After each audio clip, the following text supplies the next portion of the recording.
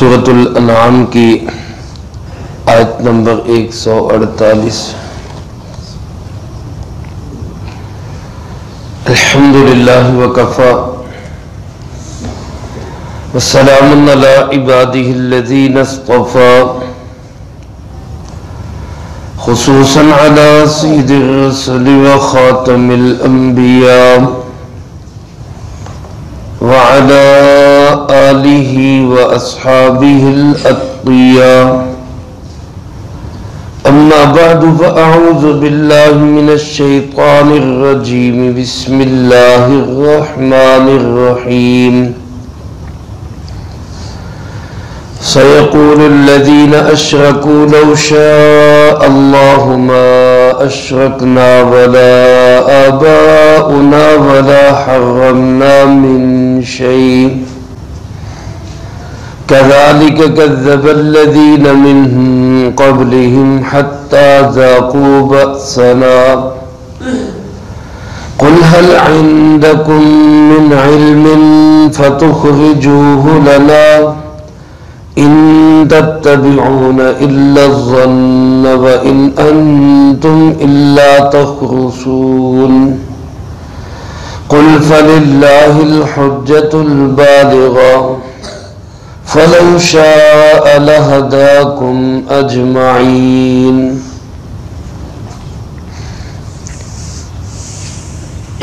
سيقول الذين أشركوا، کہیں گے یہ لوگ جنہوں نے شرک کیا، لو شاء اللہ ما اشرکنا ولا آباؤنا، اگر اللہ پاک چاہتے تو نہ ہم شرک کرتے، نہ ہمارے آباء و اجداد شرک کرتے، ولا حرمنا من شیء، اور نہ ہی ہم کسی چیز کو حرام قرار دیتے، کذالک کذب الذین من قبلہم، اسی طرح جھٹلایا ان لوگوں نے جو ان سے پہلے گزرے، حتی ذاقوا بأسنا، یہاں تک کہ انہوں نے ہمارے عذاب کا مزہ چکھا۔ قل هل عندکم من علم، اے پاک پیغمبر صلی اللہ علیہ وآلہ وسلم آپ ان سے پوچھئے کیا تمہارے پاس کوئی علم ہے، فتخرجوہ لنا، اگر ہے تو اس کو ہمارے سامنے ظاہر کرو، ان تتبعون الا الظن، کچھ نہیں سوائے اس کے کہ تم خیالات کی پیروی کر رہے ہو، وَإِنْ أَنْتُمْ إِلَّا تَخْرُصُونَ، اور کچھ نہیں اس کے سوا کہ تم اندازے لگا رہے ہو۔ قُلْ فَلِلَّهِ الْحُجَّةُ الْبَالِغَةُ، اے پاک پیغمبر صلی اللہ علیہ وآلہ وسلم آپ فرما دیجئے اللہ ہی کے پاس ہے بالغ حجت، فلو شاء لہداکم اجمعین، پس اگر وہ چاہتا تو وہ تم سب کو اکٹھے ہی ہدایت دے دیتا۔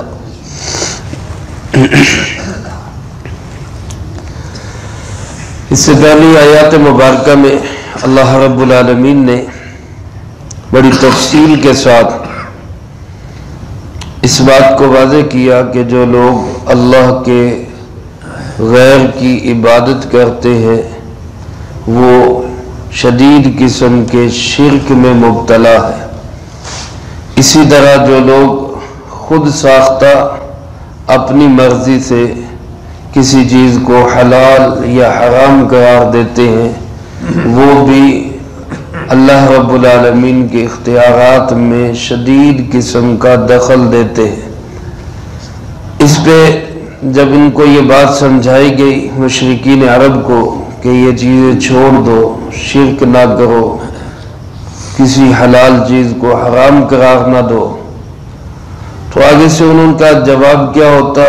اللہ پاک نے اس سے پہلے ہی اس کی وضاحت کر دی، یعنی قبل اس کے کہ وہ یہ سوال کریں اللہ پاک نے اس سے پہلے ہی آپ علیہ السلام کو ان کے سوال سے بھی آگاہ کر دیا اور اس سوال کے جواب سے بھی آگاہ کر دیا۔ یہ بھی قرآن کریم کی ایک صداقت اور حقانیت ہے کہ قرآن کریم نے بتایا کہ وہ یہ بات کہیں گے اور انہوں نے وہ بات کہی۔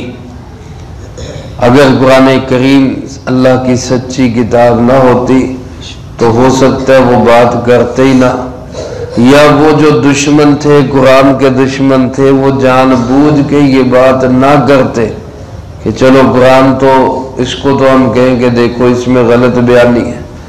لیکن کیسی اللہ رب العالمین کی ذات ہے، کیسا وہ علیم و خبیر ہے کہ اس نے پہلے آگاہ کر دیا کہ یہ ایسی بات کریں گے، اور پھر انہوں نے کی بھی وہ بات کیا ہے؟ اس بات کا خلاصہ اور نچوڑ یوں ہے کہ وہ آپ علیہ السلام سے آ کر کہتے ہیں کہ ایک طرف تو آپ کہتے ہیں کہ اللہ کے حکم کے بغیر ایک پتا بھی حرکت نہیں کرتا، اور دوسری طرف آپ ہمیں کہہ رہے ہیں کہ آپ شرک کر رہے ہو اور آپ حلال کو حرام قرار دے رہے ہو۔ تو ہمارا شرک کرنا، ہمارا حلال کو حرام کہنا، یہ بھی تو گویا اللہ کے حکم سے ہی ہوا۔ کیسا عجیب ایک ڈھکوسلا تھا، اور کیسا ایک اچھے انداز میں ایک کہہ لیں کہ دل کے اندر وسوسہ ڈالنے والی بات۔ بھئی جب ہر کام اللہ کے حکم سے ہوتا ہے تو ہم شرک کر رہے، اللہ ہمیں روکتا کیوں نہیں؟ ہم حلال کو حرام قرار دے رہے ہیں تو اللہ ہمیں روکتا کیوں نہیں؟ تو کیا کہتے کہ لو شاء اللہ ما اشرکنا، اللہ پاک فرماتے یہ لوگ کہیں گے کہ اللہ نہ چاہتا تو ہم کیسے شرک کرتے، ہم کیسے کسی حلال کو حرام قرار دیتے؟ تو ہم جو شرک کر رہے ہیں یا حلال کو حرام کہہ رہے ہیں تو یہ اللہ کے چاہنے سے ہی ہو رہا ہے سارا کچھ۔ گویا کہ اپنے آپ کو کہہ رہے ہیں کہ ہم تو مجرم نہیں ہیں۔ تو اللہ پاک نے اس کا جواب دیتے ہوئے فرمایا، اے پاک پیغمبر صلی اللہ علیہ وسلم، یہ جو آپ کو جھٹلا رہے ہیں پہلوں نے بھی ایسے ہی جھٹلایا تھا۔ دیکھو اللہ نے اپنے نبی علیہ السلام کو بھیجا کس لیے؟ حضور نبی کریم صلی اللہ علیہ وسلم تشریف لائے، اللہ پاک نے مبعوث کیا، تو مبعوث ہو کر آپ نے لوگوں کو کیا بتایا؟ اللہ کی مرضی تو بتائی ہے کہ بھئی اللہ کو شرک پسند نہیں ہے۔ تو اللہ نے اپنی مرضی تو اپنے حبیب علیہ السلام کے ذریعے بتا دی کہ میری مرضی کیا ہے، اور اللہ رب العالمین یہ نہیں پسند کرتے کہ کوئی بندہ اللہ کے اختیارات میں دخل دیتے ہوئے حلال کو حرام قرار دے، اللہ اس کو پسند نہیں کرتے۔ تو ابھی اپنے حبیب علیہ السلام کے ذریعے اللہ پاک نے تمہیں یہی بات تو سمجھائی ہے کہ تمہارے شرکیہ کام اللہ کو ہرگز پسند نہیں ہے، تمہارے حلال کو حرام کرنے کے خود ساختہ دعوے اللہ رب العالمین کو ہرگز پسند نہیں ہے۔ تو اللہ نے اپنے حبیب علیہ السلام کے ذریعے بتا دیا میری پسندیدہ زندگی کون سی ہے، میری مرضی پہ چلنا کیا ہے۔ اللہ کی پسندیدہ زندگی، اللہ کی مرضی پہ چلنا، جناب محمد کریم خاتم النبیین بلند آواز سے کہہ دیں صلی اللہ علیہ وآلہ وسلم کی زندگی۔ آپ علیہ السلام جب تشریف لائے اور انہوں نے آپ کی بات کو نہیں مانا تو اللہ پاک فرماتے میرے محبوب پریشان نہ ہو، یہ کوئی پہلے نہیں ہے جو آپ کو جھٹلا رہے، آپ سے پہلے بھی نبیوں کی تکذیب ہوئی۔ کذالک کذب الذین من قبلک، ان سے پہلے جو لوگ گزرے ہیں انہوں نے بھی اپنے اپنے انبیاء علیہ السلام کو اسی طرح جھٹلایا تھا، اور پھر نتیجہ کیا ہوا؟ حتی ذاقوا بأسنا، حتیٰ کہ ان کو ہمارے عذاب کا مزہ چکھنا پڑا۔ یہ لوگ بھی سن لیں اور سمجھ لیں، اگر یہ آپ کی تکذیب سے باز نہیں آئیں گے تو ایک وقت آئے گا ان کو بھی عذاب خداوندی کا شکار ہونا پڑے گا۔ اگلی بات کرتے ہوئے اللہ پاک نے فرمایا کہ اس کو چھوڑو، اللہ کی مرضی، چلو یہ بتاؤ تمہارے پاس کوئی علم ہے؟ تم جو یہ شرکیہ کام کر رہے ہو، کبھی حلال کو حرام قرار دیتے ہو، کبھی حرام کو حلال قرار دیتے ہو، تو کیا تمہارے پاس کوئی علم ہے؟ اگر کوئی علم ہے تو فَتُخْرِجُوهُ لَنَا، وہ علم ہمارے سامنے لاؤ، وہ دلیل لاؤ کہ تمہیں کسی نے کہا ہے، تمہیں کسی نے پیغام دیا ہے، یا تمہارے پاس کوئی عقلی نقلی دلیل ہے، وہ سامنے لاؤ۔ پھر اللہ پاک نے خود ہی حقیقت بتا دی، علم کیا ہونا ان کے پاس، دلیل ان کے پاس کیا ہونی، ان کے پاس کسی چیز کا کوئی برہان اور حجت کیا ہونی۔ ان تتبعون الا الظن، تم لوگ تو صرف خیالات کی پیروی کر رہے ہو، وہمی باتیں، سنی سنائی باتیں، فلانے نے کیا جی ہم بھی کر رہے ہیں، بابا جی کرتے تھے ہم بھی کر رہے ہیں، صرف خیالات اور اوہام۔ وَإِنْ أَنْتُمْ إِلَّا تَخْرُصُونَ، اور تم تو صرف اندازے لگا رہے ہو۔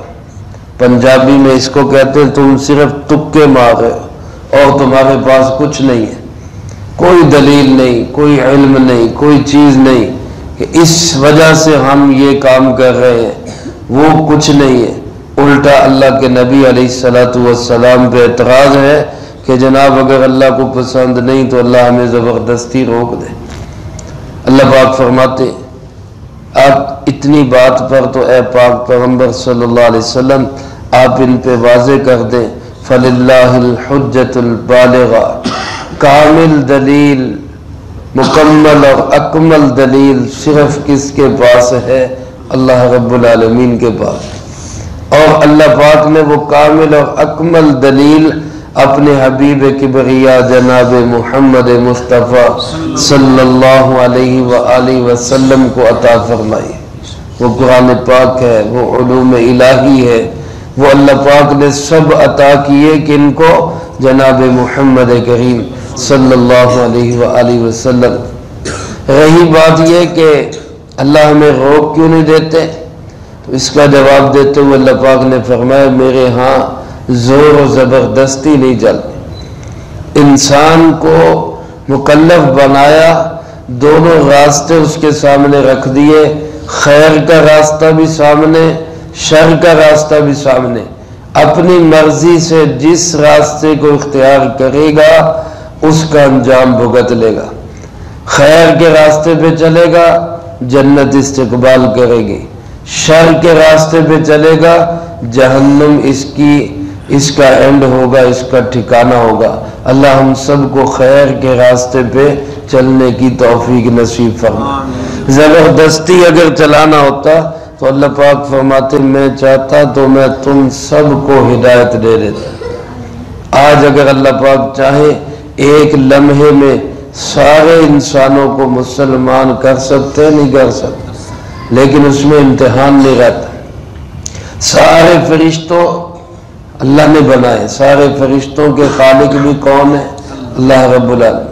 فرشتوں کے مزاج کے اندر خیر ہی خیر ہے، اللہ نے ان کے مزاج میں نافرمانی رکھی نہیں۔ تو اگر انسان کو بھی اللہ ایسا بنا دے تو کیا خیال ہے، بنا سکتا ہے کہ نہیں بنا سکتا؟ اور جانوروں کے اندر اللہ پاک نے خواہش ہی خواہش رکھی ہے، ان کے اوپر کوئی کام نہیں، کوئی ذمہ داری نہیں، صرف خواہش، اپنی خواہشیں پوری کرے۔ جانور انسان کے ماتحت ہیں صرف اپنی خواہشات کو پورا کرنے کے، کھانا پینا، بچے جنم دینا، اور کوئی کام نہیں۔